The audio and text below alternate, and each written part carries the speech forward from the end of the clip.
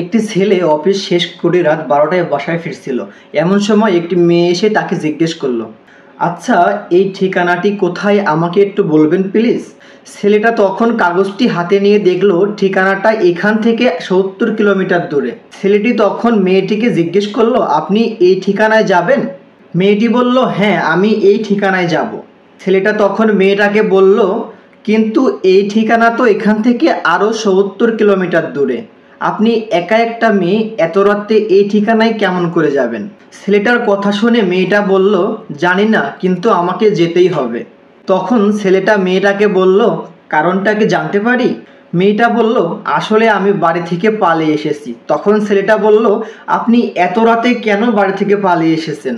মেয়েটি তখন বলল, আমার বাবা মা আমাকে জোর করে একটি নেশাখোর ছেলের সঙ্গে বিয়ে দিচ্ছিল শুধুমাত্র টাকার লোভে, তাই আমি বাসা থেকে পালিয়ে এসেছি। ছেলেটা জিজ্ঞেস করলো, এখন যার কাছে যেতে চাচ্ছেন সে আপনার কে হয়? মেয়েটি বলল, সে আমার মামা হয়, উনি অনেক ভালো মানুষ। আমি রাস্তা ভুলে গিয়েছি, বুঝতেছি না কি করব।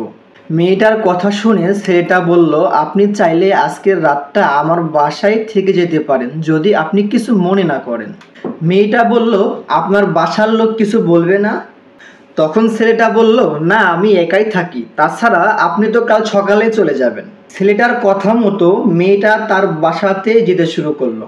রাস্তার মাঝে যেতে যেতে মেয়েটা ছেলেটাকে বলল, আচ্ছা, আপনার নামই তো জানা হলো না। ছেলেটা বলল, আমার নাম হৃদয়, আপনার নাম কি? তখন মেয়েটি বলল, আমার নাম মিথিলা।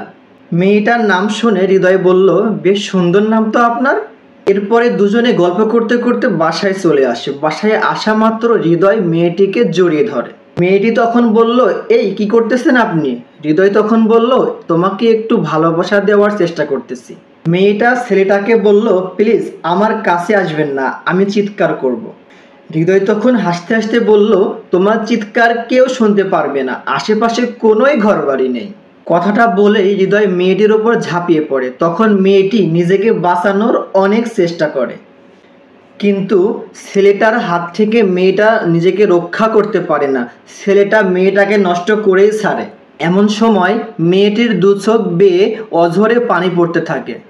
সত্যিই বর্তমান দুনিয়াতে কাউকে বিশ্বাস করতে নেই। যাকে বিশ্বাস করবেন সেই আপনার ক্ষতি করবে। গল্পটি ভালো লাগলে অবশ্যই লাইক, কমেন্ট, শেয়ার করুন এবং কেমন লাগলো সেটা কমেন্টে জানিয়ে যান।